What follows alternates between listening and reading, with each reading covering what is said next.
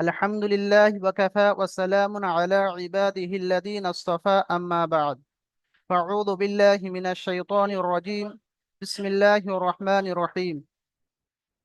قال الله تعالى في كلامه المجيد وفي الفرقان الحميد: إن كنتم تحبون الله فاتبعوني يحببكم الله فيغفر لكم ذنوبكم والله غفور رحيم. وقال رسول الله صلى الله عليه وسلم: মান রাগিবা আন সুন্নতি ফালাইসা মিন্নি, আও কামা ক্বালা আলাইহিস সালাতু ওয়াসসালাম। সমস্ত প্রশংসা সেই মহান রব্বুল আলামিনের প্রতি, যিনি আমাদেরকে বড় ভালোবেসে এই পবিত্র দিনে সমস্ত গুনাহার কাজ থেকে ফারিগ করে নিয়ে তানার মনোনীত কাজ, তানার স্মরণ, তানার জিকির করার জন্য আল্লাহ তাআলা আমাদের সময়কে বের করে দিয়েছেন, তানার কাছে ডেকে নিয়েছেন। তার শুকরিয়া শরীফ বলি আলহামদুলিল্লাহ। অতঃপর অসংখ্য দরুদ ও সালাম জানাই সেই পিয়ারে হাবিব মোহাম্মদ মুস্তফা আহমদ মুস্তফা সাল্লাল্লাহু আলাইহি ওয়াসাল্লামের জন্য, যিনি কঠিন বিচারের দিনে, যেদিন কেউ কারের হবে না, সেই দিনের সম্পর্কে বলা হয়েছে ইয়াউমা ইয়াফিরুল মারউ মিন আখিহি ওয়া উম্মিহি। এমন একটা দিন হবে যেদিন মা ছেলের থেকে পালিয়ে যাবে, ছেলে মায়ের থেকে পালিয়ে যাবে, বিবি স্বামীর থেকে পালিয়ে যাবে, স্বামী বিবির থেকে পালিয়ে যাবে। মানে সকলে সকলের থেকে বিচ্ছিন্ন হয়ে যাবে, কেউ কারের কাছে যাবে না। সেই কঠিন দিনে যে রাসূলুল্লাহ সাল্লাল্লাহু আলাইহি ওয়াসাল্লাম আমাদের সুপারিশ করবেন, তো তানার শানে বলি সাল্লাল্লাহু আলাইহি ওয়াসাল্লাম। আজকে আপনাদের যে ক্লাস, সুন্নতের ভান্ডার। সুন্নত, সুন্নতের ভান্ডারে আমাদের জানা দরকার সুন্নত কাকে বলে। সুন্নত ছাড়া একজন উম্মতিকে আল্লাহর রসুলের উম্মত বলে পরিচয় দেওয়া যায় না। সুন্নতের উপরে আমল করা ছাড়া একজন উম্মতকে আল্লাহর রসুলের উম্মত বলে পরিচয় দেওয়া সম্ভব নয়। কারণ আল্লাহ রসুল সাল্লাল্লাহু আলাইহি ওয়াসাল্লাম বলছেন, মান রাগিবা আন সুন্নতি ফালাইসা মিন্নি। যে আমার সুন্নতকে উপেক্ষা করলো, যে আমার সুন্নতকে এরাজ করলো, দূরে সরিয়ে দিল, যে আমার সুন্নতের উপরে আমল করলো না, অবহেলা করলো, ফালাইসা মিন্নি, সে আমার উম্মতের মধ্যে নয়। আল্লাহ রসুল সাল্লাল্লাহু আলাইহি ওয়াসাল্লাম বলছেন, সে আমার মধ্যে নয়, আমার উম্মতের মধ্যে নয়। তো কিয়ামতের কঠিন বিচারে আমি আমার উম্মত বলে তার পরিচয় দেব না। এই জন্য সুন্নতের উপরে আমল ছাড়া নিজের নিজেকে উম্মতে মুহাম্মাদি বলে পরিচয় দেওয়া সম্ভব নয়। তো সুন্নত সম্পর্কে কিছু বিষয় না জানার কারণে সুন্নতের উপরে আমল করতে আমাদের মন চায় না। সুন্নতের বিষয়ে কিছু বিষয় না জানার কারণে আমাদের থেকে অসংখ্য সুন্নত ছেড়ে যায়। তো এখানে কিছু আমরা আলোচনা করি যে সুন্নত কাকে বলে। সুন্নত বলা হয় মা সাবাতা আনি নবী সাল্লাল্লাহু আলাইহি ওয়াসাল্লাম কাওলান আও ফি'লান আও আমালান। যা কিছু আল্লাহর রসুল সাল্লাল্লাহু আলাইহি ওয়াসাল্লামের থেকে সাব্যস্ত রয়েছে, সব কিছুকে সুন্নত বলা হয়। চাहे বলি তিনি কোনো কাজ করেছেন সেটিও সুন্নত, কোনো কাজ করার কথা বলেছেন সেটিও সুন্নত, অথবা তানার সামনে কোনো কাজ করা হয়েছে, কোনো সাহাবী কোনো কাজ করছেন আর উনি দেখে চুপচাপ রয়েছেন, খামোশ রয়েছেন, নিষেধ করেননি, সেই কাজটিও সুন্নত বলা হয়। সাধারণত সুন্নত বলতে আমরা সুন্নতের অনেক রকম অর্থ হয়ে থাকে। একটা অর্থ হচ্ছে যে নামাজের মধ্যে সুন্নত, নামাজ হচ্ছে ফরজ, ওয়াজিব, সুন্নত, নাফল। তো এটা একটা সুন্নত। ঠিক সুন্নত বলতে বোঝা যায় যে আল্লাহর রসুলের জীবন আদর্শকেও সুন্নত বলা হয়। তানার সারা জিন্দেগি যে জীবন আদর্শ, সেই জীবন আদর্শকেও সুন্নত বলা হয়। প্রথমে আমরা আসি যে সুন্নত, এক সুন্নতকে দুই ভাগে বিভক্ত করা হয়েছে। একটা হচ্ছে সুন্নতে মুআক্কাদা, আর একটা হচ্ছে সুন্নতে জাইদা বা নাফল। তো আমাদের সুন্নতে মুআক্কাদা কাকে বলে? সুন্নতে মুআক্কাদা বলা হয় ওই সমস্ত কাজকে যেগুলো আল্লাহ রসুল সাল্লাল্লাহু আলাইহি ওয়াসাল্লাম সর্বদা পাবন্দির সহিত আদায় করেছেন, কোনোদিন ছাড়েননি, এমন কাজকে বলা হয় সুন্নতে মুআক্কাদা। সর্ব সময় কি করেছেন? পাবন্দির সহিত আদায় করেছেন। যেমন আপনার জোহর নামাজের পূর্বে 4 রেকাত সুন্নত, ঈশার নামাজের পরে 2 রেকাত সুন্নত, ফজরের নামাজের পূর্বে 2 রাকাত সুন্নত। এই ধরনের কিছু সুন্নত রয়েছে যেগুলোকে বলা হয় সুন্নতে মুআক্কাদা। তো এখন আমাদের জানা দরকার যে সুন্নতে মুআক্কাদার উপরে আমল করলে লাভ কি হবে, আর সুন্নতে মুআক্কাদা ছেড়ে দিলে ক্ষতি কি হবে। তা আমরা তো শুনলাম যে সুন্নত 2 ধরনের, সুন্নতে মুআক্কাদা, সুন্নতে জায়েদা বা নফল।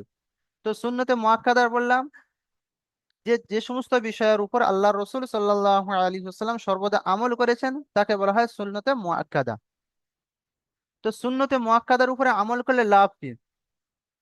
সুন্নতে মুআক্কাদার উপরে যদি কোনো ব্যক্তি আজীবন পাবন্দের সহিত আমল করে যেতে পারে, তো আল্লাহ রসুল সাল্লাল্লাহু আলাইহি ওয়াসাল্লামের খাস শাফাআত তার জন্য কি হবে, গ্রহণযোগ্য হবে। আল্লাহর রসুলের শাফাআত 2 ধরনের হবে।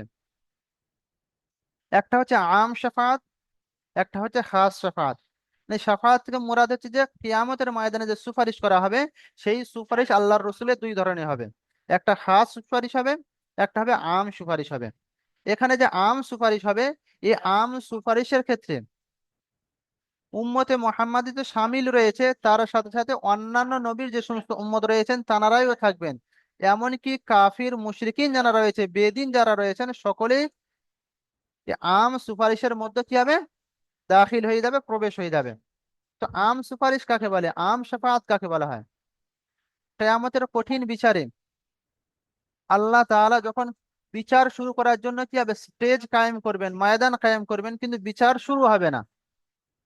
তো সমস্ত মানুষ পেরেশান থাকবে, সূর্য তার মাথার কাছে, মানুষের মাথার কাছে নেমে আসবে, অতিরিক্ত গরম হবে। তো আমরা শুনেছি যে, আপনারা শুনেছেন যে যে কেউ ঘামে থেকে বুক পর্যন্ত, কেউ হাঁটু পর্যন্ত, কেউ গলা পর্যন্ত এতটা ডুবু থাকবে, মানে মানুষ পেরেশান হয়ে থাকবে। যেদিন সম্পর্কে বলা হয় ইয়াউমা ইয়াজআলুল বিলদানু নাশীবা, যে কিয়ামতের বিচার এমন কঠিন ভয়ানক দিন হবে যে বাচ্চাকে বুড়ো বানিয়ে দেবে। তো বাচ্চাকে বুড়ো বানানোর 2টা দিক হতে পারে। একটা হচ্ছে বিচারের দিন অনেকটা লম্বা হবে। লম্বা হওয়ার কারণ, যেমন একজন বাচ্চা ধীরে ধীরে বয়স হতে, বুড়ো হতে অনেকটা সময় লাগে, ঠিক ওই রকম কি আছে, কিয়ামতের ময়দান বিচার অনেকটা লম্বা হবে। আ- আরো একটা বলা হয় যে মুফাসসিরিনরা লিখেছেন এই আয়াতের ক্ষেত্রে, যে কিয়ামতের ময়দান তো দিন তো লম্বা হবে না, কিন্তু এত ভয়ানক হবে, এত ভয়ানক হবে যে টেনশনে মানুষ, একজন ব্যক্তি যখন কি আছে টেনশন করে, খুব পেরেশানিতে থাকে, অটোমেটিক তার মাথার চুল পেকে যায়, বয়স্ক লাগে। তো কিয়ামতের ময়দান এত ভয়ানক দৃশ্য হবে, তো অটোমেটিক তার চুলগুলো পেকে যাবে, বয়স্ক হয়ে যাবে। তো সে মানুষ এমন পেরেশান থাকবে। তো সকলেই চাইবে যে আল্লাহ তাআলা আমাদের বিচার শুরু করে দেয়া হোক। শুরু করার পরে যে ফায়সালা হবে, জান্নাতে যায় জান্নাতে যাব, জাহান্নামে যাই জাহান্নামে যাবো, কোনো অসুবিধা নেই। কিন্তু এই কঠিন বিচার সূর্য মাথার উপরে নেমে এসে আমাদের দ্বারা সম্ভব হচ্ছে না, যে বিচার শুরু করা হোক। তো সকলে যাবেন যে শুরু করা, সুপারিশ করার জন্য হযরত আদম আলাইহিস সালাম, যেহেতু উনি ছিলেন কি আদি পিতা, তো ওনার কাছে যাবেন। তো উনি তখন বলবে, হযরত আদম আলাইহিস সালাম বলবেন যে আমার দ্বারা সম্ভব নয়, আমার দ্বারা কোনো ভুল হয়েছিল, তো আপনি যেন হযরত নূহ আলাইহিস সালামের কাছে যান। তো হযরত আদম আলাইহিস সালাম হযরত নূহ আলাইহিস সালামের কাছে পাঠিয়ে দেবেন। হযরত নূহ আলাইহিস সালাম উনিও বলবেন যে না, হযরত ইব্রাহিম আলাইহিস সালামের কাছে যাও। হযরত ইব্রাহিম আলাইহিস সালাম উনিও অন্য নবীর কাছে পাঠাবেন। তো সমস্ত নবীর দ্বারা অল্প কিছু কিছু একটু ত্রুটি হয়েছিল, যেগুলো গুনাহ তো নয়, কিন্তু খেলাফে আওলা কাজ হয়েছিল। সেই জন্য সমস্ত নবীগণ কি আছে একে অন্যের কাছে পাঠিয়ে দেবে। এমন এমত অবস্থায় শেষে পিয়ারে হাবিব মোহাম্মদ মুস্তফা আহমদ মুস্তফা সাল্লাল্লাহু আলাইহি ওয়াসাল্লামের কাছে সমস্ত উম্মত আসবেন। ইনি গিয়ে আল্লাহর দরবারে সুপারিশ করবেন, তারপরে বিচার শুরু হবে। এই সুপারিশকে সুপারিশে আম বলা হয়, আম শাফাআত বলা হয়। আর একটা কি বললাম, খাস শাফাআত, যে সুন্নতে মুআক্কাদার উপরে আমল করলে খাস শাফাআত মিলবে। খাস শাফাআতটি হলো, যারা আজীবন সুন্নতে মুআক্কাদার উপরে আমল করেছেন, তাদেরকে আল্লাহ তাবারক তাআলা বিনা আল হিসাবে জান্নাতে দেবেন। যে আল্লাহ তাআলা বলেন যে আমি আমার উম্মতের মধ্য থেকে 70,000 মানুষকে বিনা হিসাবে জান্নাতে দেব। আল্লাহ রসুল সাল্লাল্লাহু আলাইহি ওয়াসাল্লাম একবার সাহাবাদেরকে বয়ান করছিলেন যে আল্লাহ তাআলা আমাকে বলেছেন যে উম্মতে মোহাম্মদের মধ্যে 70,000 মানুষকে আমি বিনা হিসাবে জান্নাতে দেব। সেই মজলিসে হযরত ওমর রাদিয়াল্লাহু তাআলা আনহু উনি উপস্থিত ছিলেন। তো উনি আল্লাহ রসুল সাল্লাল্লাহু আলাইহি ওয়াসাল্লামকে বললেন, ইয়া রসুল আল্লাহ, তো ইয়ে তো আল্লাহ তাআলা নিজ রহমতে নিজ দয়ায় অনুগ্রহে এতগুলো উম্মতকে কি করছেন, আল্লাহ তাআলা জান্নাতে দিচ্ছেন। তো আপনি যদি সুপারিশ করেন হয়তো সংখ্যা আরো বাড়িয়ে দেওয়া হতো। তো রসুল্লাহ সাল্লাল্লাহু আলাইহি ওয়াসাল্লাম বললেন, আমি সুপারিশ করেছি। তো হযরত ওমর রাদিয়াল্লাহু তাআলা আনহু বললেন যে, আপনি যখন সুপারিশ করলেন তো এই সুপারিশের উত্তর কি দিলেন? আপনার সুপারিশটা অ্যাকসেপ্ট করেছে কি? বললেন হ্যাঁ, এর সংখ্যা বাড়িয়ে দিয়েছে। হযরত ওমর রাদিয়াল্লাহু তাআলা আনহু বললেন, সংখ্যা বাড়িয়ে কতই করা হয়েছে? তো আল্লাহ রসুল সাল্লাল্লাহু আলাইহি ওয়াসাল্লাম বললেন যে 70,000 যে উম্মত যাবে, আবার প্রত্যেকে 70,000 উম্মতের জন্য সুপারিশ করবেন। এই যে 70,000 ব্যক্তি জান্নাতে যাবেন, আর তারা প্রত্যেকে 70,000 ব্যক্তির জন্য আবার কি করে সুপারিশ করবেন। তো এই যে 70 × 70, 490 কোটি। তো এই সমস্ত মানুষের মধ্যে মানুষগুলো কি আছে, বিনা হিসেবে জান্নাতে যাবেন। তো আল্লাহ রসুল সাল্লাল্লাহু আলাইহি ওয়াসাল্লাম বলছেন, যারা সুন্নতে মুআক্কাদার উপরে পাবন্দের সহিত আমল করবে, তাদেরকে আল্লাহ তাআলা এই সমস্ত বান্দার মধ্যে শামিল করে দেবেন। এটা হলো সুন্নতে মুআক্কাদার উপরে আমল করলে লাভ। তো আমরা সকলে সুন্নতে মুআক্কাদার উপরে আমল করবো ইনশাআল্লাহ। এবার সুন্নতে মুআক্কাদার উপরে আমল যদি না করি তার ক্ষতি কি? সুন্নতে মুআক্কাদার উপরে যদি আমল না করা হয়, অনেক সময় এমন হয়ে যায় যখন সুন্নতকে আমরা সুন্নত বলে ছেড়ে দেব, অবহেলা করব, তো সুন্নত ছাড়তে ছাড়তে এমনকি ফরজ তার থেকে তার্ক হয়ে যায়। সুন্নত ছেড়ে দেওয়ার পরে সুন্নত ছাড়া জায়গায় ফরজও ছেড়ে যায়। এম- আরেকটি হলো যে সুন্নতের উপরে যদি আমরা আমল না করি, সুন্নতে মুআক্কাদার উপরে আমল না করি, যে আল্লাহর রসুলের যে খাস শাফাআত, এই খাস শাফাআত থেকে আমরা দূরে সরে যাব। সুন্নতের আরেকটা যে ভাগ বলেছিলাম যে সুন্নতে জায়েদা বা নফল। সুন্নতে জায়েদা ওই সমস্ত আমলকে বলা হয় যেগুলো আল্লাহর রসুল সাল্লাল্লাহু আলাইহি ওয়াসাল্লাম কখনো করেছেন কখনো ছেড়েছেন, ওই সমস্ত আমলকে সুন্নতে জায়েদা বলা হয়। তো সুন্নতে জায়েদার উপরে আমল করলে লাভ কি, আর সুন্নতে জায়েদার উপরে আমল না করলে ক্ষতি কি? সুন্নতে জায়েদার উপরে আমল করলে লাভ দেখেন, যখন কোনো ব্যক্তি সুন্নতে জায়েদার উপরে, অর্থাৎ যেগুলো সুন্নতে মুআক্কাদা নয়, সচরাচর যে সমস্ত সুন্নত তাকে সুন্নত আল্লাহ রসুল কখন ছেড়েছেন কখনো করেছেন, এগুলো সুন্নতে জায়েদা বলা হয়। এর উপরে আমল করলে লাভ হলো, মানুষ ওলি বেনে যাবে, আল্লাহর দোস্ত বেনে যাবে।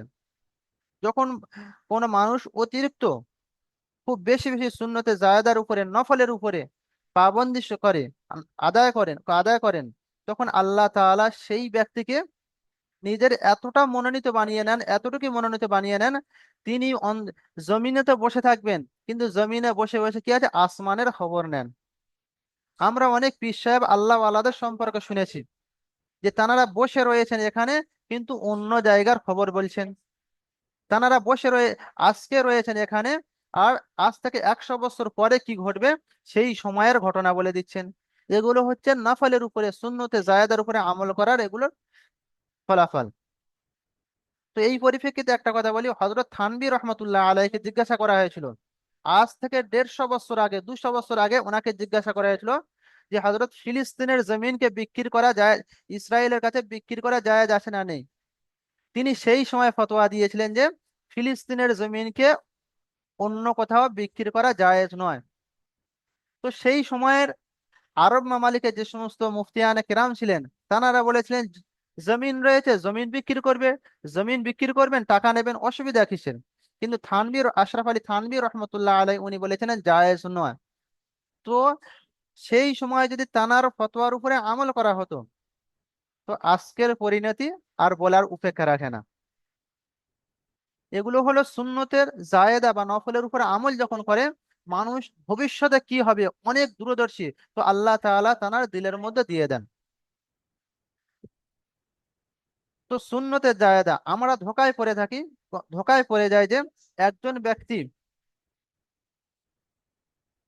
কি আছে, খুব সুন্দরভাবে রয়েছে, তো তাকে লম্বা টুপি লম্বা দাড়ি সুন্দর জামা পাজামা রয়েছে, তাকে আমরা কি করি, পীর সাহেব ভেবে, তাকে আল্লাহওয়ালা ভেবে তানার ধোকায় পড়ে কি করে তিনি যেটা বললেন, আমাদের সঠিক বেঠিক বিচার করার অতটা সামর্থ্য নেই, তো তিনি যেটা বললেন সেটাকে আমরা মেনে নিই, যেটা মানা করেন সেটা ছেড়ে দিই। তো একজন ব্যক্তি কে কতটুকু আল্লাহওয়ালা, তো তানার বিচার আল্লাহওয়ালা বিচার করার পরিমাপ হচ্ছে সুন্নাত। দেখবেন যে একজন ব্যক্তি কতটা সুন্নতের উপরে আমল করছেন, একজন ব্যক্তি কতটা নওয়াফিলের উপরে আমল করছেন। যে ব্যক্তি যত বেশি সুন্নতের উপরে আমল করবেন, যে ব্যক্তি যত নফলের উপরে আমল করবেন, তিনি হচ্ছে আল্লাহ তাআলা তত বড় আল্লাহর ওলি। যদিও যদি কোনো ব্যক্তির থেকে, কোনো আল্লাহ ওয়ালার থেকে আজীবন কোনো কারামত জাহির না হয়, তবুও তিনি আল্লাহর বড় অলি। চেনার উপায় হলো যিনি যত বেশি সুন্নতের উপরে আমল করবেন, যিনি যত বেশি নফলের উপরে আমল করবেন, তিনি হচ্ছে তত বেশি আল্লাহর ওলি। যে সুন্নতে আরেকটি ভাগ যেটা বলেছিলাম, যে আল্লাহর রসুলের জীবন আদর্শকে সুন্নত বলা হয়। দেখেন আল্লাহর রসুলের সুন্নতে জীবন আদর্শে দুটি ভাগ। একটা হচ্ছে উনি ইবাদত করেছিলেন একটা দিক, একটা হচ্ছে উখরাবি আর একটা হচ্ছে দুনিয়াবি। যে সমস্ত বিষয় উখরাবি অর্থাৎ দিনের কাজ, আর একটা হচ্ছে দুনিয়াবি অর্থাৎ দুনিয়ার কাজ। উখরাবি কাজ যেমন নামাজ, রোজা, হজ, জাকাত, এই সমস্ত কাজকে যদি আল্লাহর রসুলের পদ্ধতি অনুযায়ী আমরা করতে পারি, তবে হবে এগুলোকে ইবাদত হবে। যদি আল্লাহর রসুলের পদ্ধতি ছেড়ে দিয়ে অন্য কোনো পদ্ধতি অবলম্বন করি, সঙ্গে সঙ্গে হয়ে যাবে বিদআত। আল্লাহর রসুল যেমন পড়তে বলেছেন তেমন পড়তে হবে। আমরা মাগরিবের নামাজ 3 রাকাত পড়ি, আল্লাহর রসুল 3 রাকাত পড়েছেন, আল্লাহ তাআলা 3 রাকাত পড়তে বলেছেন, 3 রাকাত, সেই জন্যই 3 রাকাত পড়ি। যদি আমরা এই মনে করি যে নামাজ তো ভালো জিনিস, 4 রাকাত পড়ি, তো এই মনে করে 4 রাকাত মাগরিবের নামাজ পড়লে নামাজ হবে কি? নামাজ হবে না।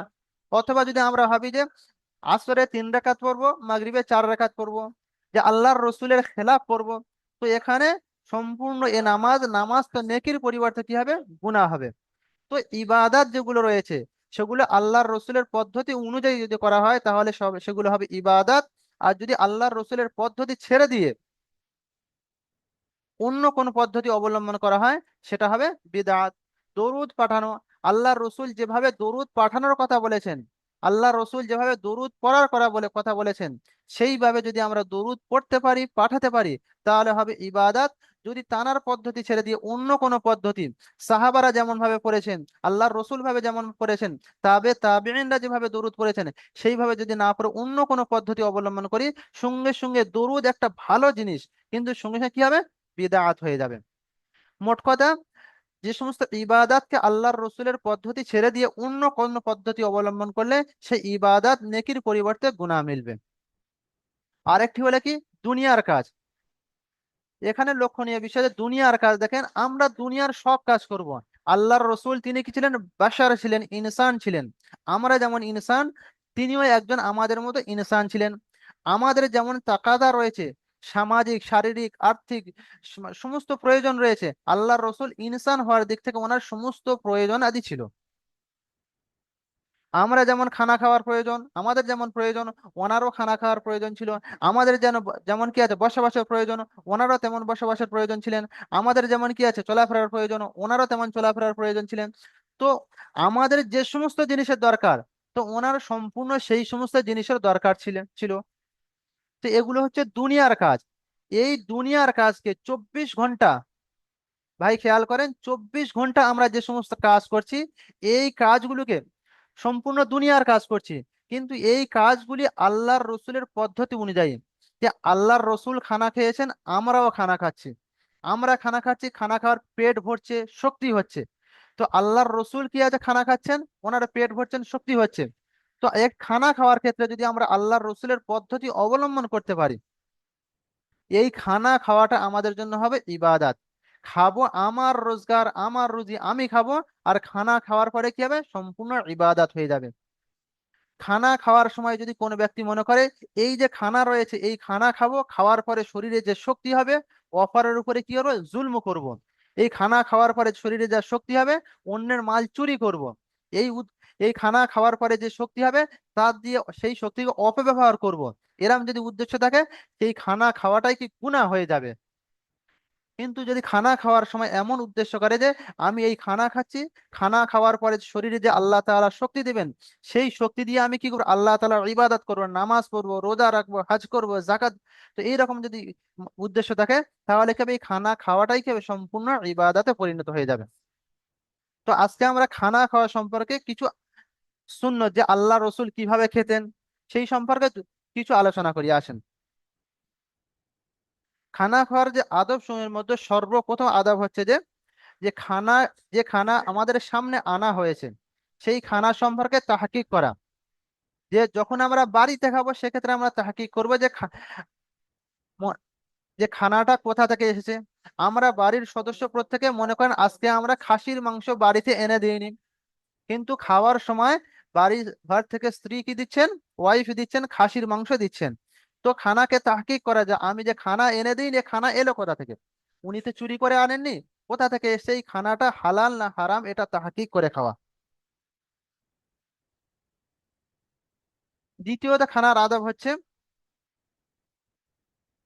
খাওয়ার সময় যে সমস্ত আমরা খাওয়া দাওয়া করব, খাওয়ার সময় নিয়ত করে নেব যে খানা থেকে যে সমস্ত যে শক্তি আল্লাহ তাআলা দিবেন সেই শক্তি কি হবে, আল্লাহ তাআলার ইবাদত করব, নামাজ পড়বো, রোজা করব, আল্লাহ তাআলার ইবাদতে আমরা ব্যয় করব, গুনার কাজ থেকে বেঁচে থাকবো।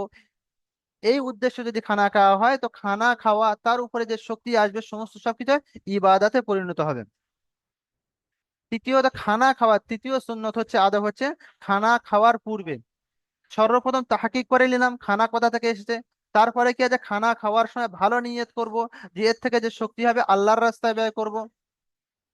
চতুর্থ যে নিয়ত করা হবে, যে বিষয়টা, যে খানা খাওয়ার যখন শুরু করব খানা খাওয়ার পূর্বে হাতকে ধুয়ে নেব।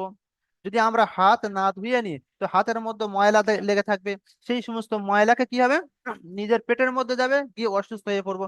তো দুই হাত কবজি পর্যন্ত ধুয়ে নেওয়া।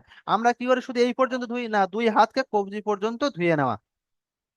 অনেক সময় খানা খাওয়ার ক্ষেত্রে দেখবেন মাছের কাঁটা ছাড়াতে গিয়ে দুই হাতের প্রয়োজন পড়ে, বা অন্যান্য কাজে দুই হাতের প্রয়োজন পড়ে, এই জন্য দুই হাতকে আমরা কবজি পর্যন্ত ধুয়ে নেব।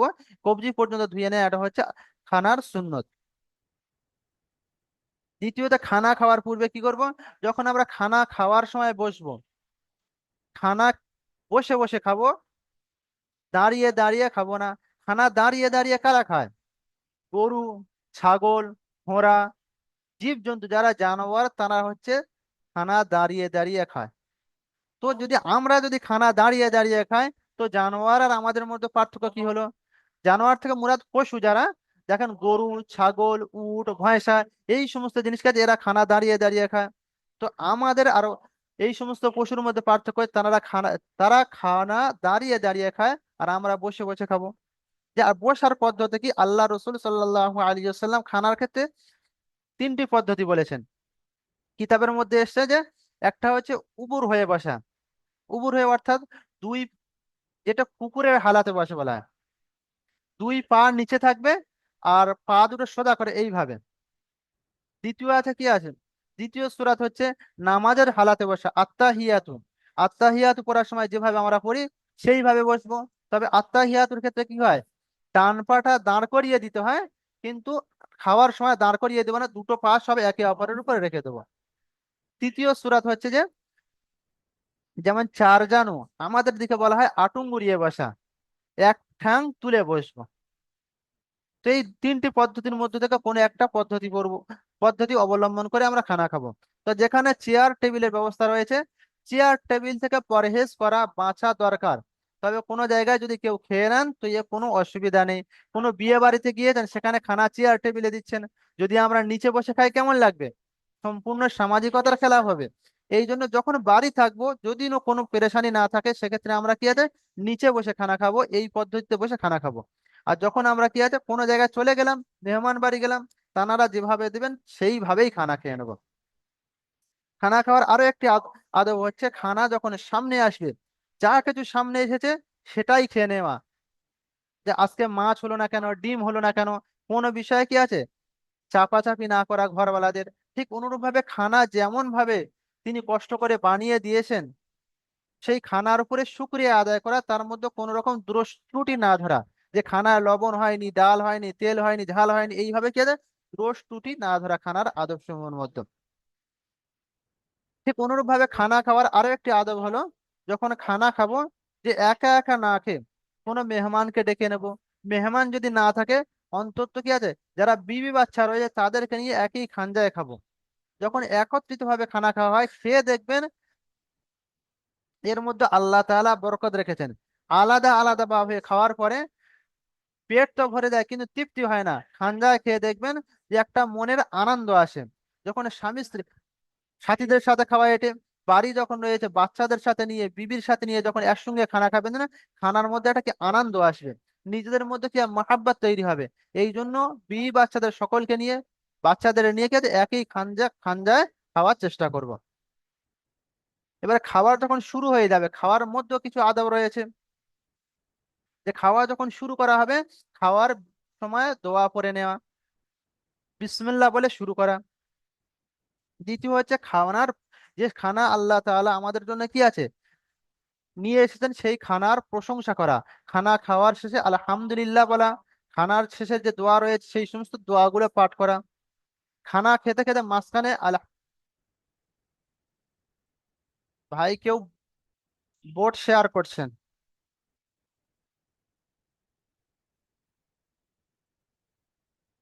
ভাই মাঝখানে কেউ স্ক্রিন শেয়ার করছেন, এমন করবেন না।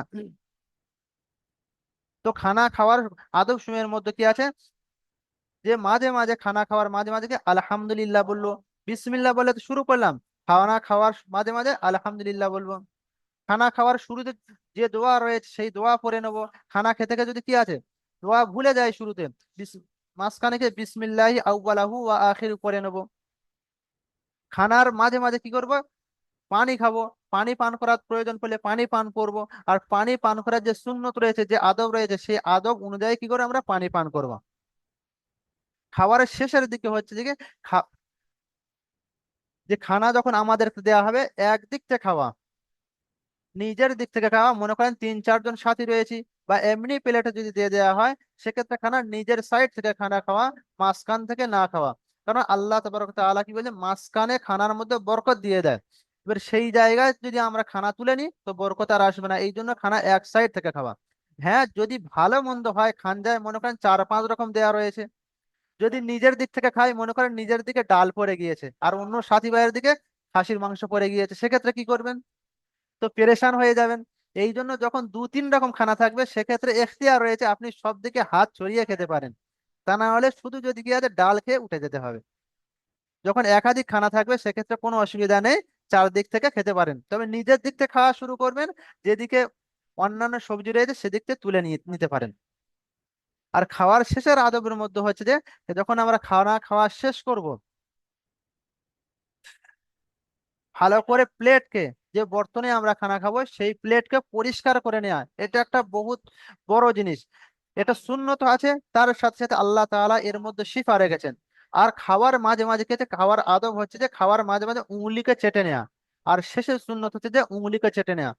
আর খানা সুন্নত বা আদবের মধ্যে পড়ে যে ছোট ছোট লোকমা খাওয়া 3 আঙুল দিয়ে। এই 3 আঙুল দিয়ে, 3 আঙুল দিয়ে যারা রুটি খান তাদের তো বুঝে আসে 3 আঙুল দিয়ে খাওয়া যায়। কিন্তু যারা আমরা ভাত খাই, পান্তা খাই, 3 আঙুল দিয়ে কিভাবে খাবো? তো 3 আঙুল দিয়ে খানা খাওয়া সুন্নত। যদি প্রয়োজন পড়ে আরো বেশি আঙুল নিয়ে নেবো, কোনো অসুবিধা নেই। তবে চেষ্টা করবে কি আছে, 3 আঙুল 3 আঙুল দিয়ে খানা খাওয়া। তো এই সুন্নতের উপরে আমল করার সহজ পদ্ধতি দেখেন। মনে করেন খানা খাচ্ছি, ভাত খাচ্ছি, রুটি খেলে 3 আঙুল দিয়ে সহজেই খাওয়া যায়। কিন্তু ভাত খাওয়ার ক্ষেত্রে প্রথম যে লোকমা নেব, দ্বিতীয় যে লোকমা নেবে, একবার দুবার 3 আঙুল দিয়ে, এই 3টি আঙুল, একবার প্রথমবারে এই 3 আঙুল দিয়ে খানা মুখে দেবো, তারপরে 5 আঙুল লাগিয়ে দেবো। তো সুন্নতের উপরে আমল করা